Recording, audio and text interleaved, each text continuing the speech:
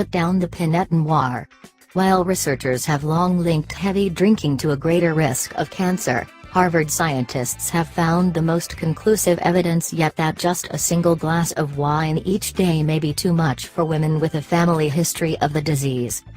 Consumption of up to one standard drink a day increases the risk of alcohol-related cancer, mainly breast cancer, by 13%, compared to non-drinkers, reports study co-author Yin Cao, a postdoctoral research fellow at the Harvard T.H. Chan School of Public Health and Brigham and Women's Hospital in Boston. Looking for more health tips? Get your free trial for prevention plus 12 free gifts. In the study, published by the BMJ, the researchers looked at data from two large American studies, the Nurses' Health Study, NHS, and the Health Professionals Follow-up Study, to examine the health habits of more than 88,000 women and 47,000 men over a 30-year period, since 1980. The study subjects were light drinkers, coming in at or under the current recommended limit of 1 drink a day for women, 1 to 2 for men. Some of them had smoked at some point in their lives, and others hadn't. For men, smoking status made a difference, hiking their risk of alcohol-related cancers. For women, it made no difference.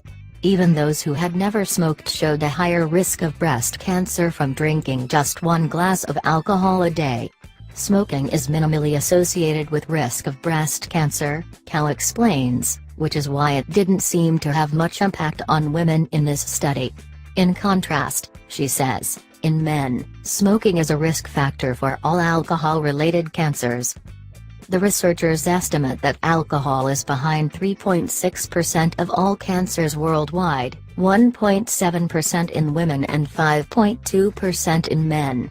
Alcohol intake has been linked to a greater risk of several types of cancer, including cancers of the colorectum, female breast, oral cavity, pharynx, larynx, liver, and esophagus, Cao says.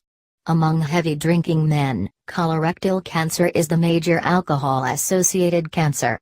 For their female counterparts, it's breast cancer.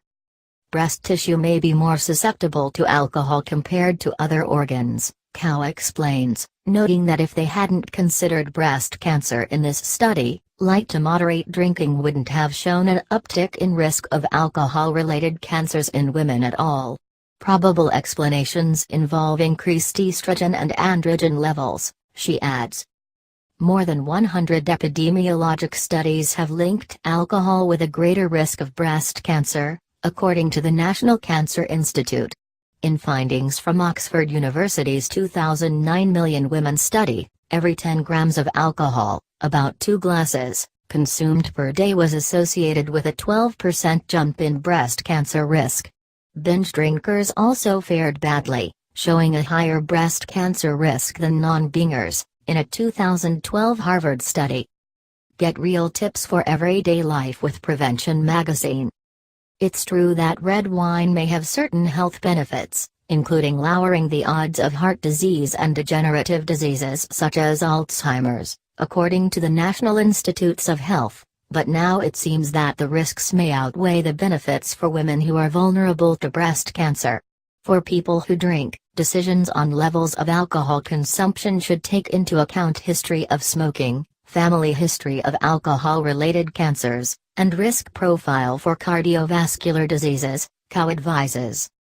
In an editorial accompanying the study in the BMJ, Jurgen Rehm, MD, of the Center for Addiction and Mental Health in Toronto, gave bottom-line advice, writing, people with a family history of cancer, especially women with a family history of breast cancer, should consider reducing their alcohol intake to below recommended limits, or even abstaining altogether, given the now well-established link between moderate drinking and alcohol-related cancers.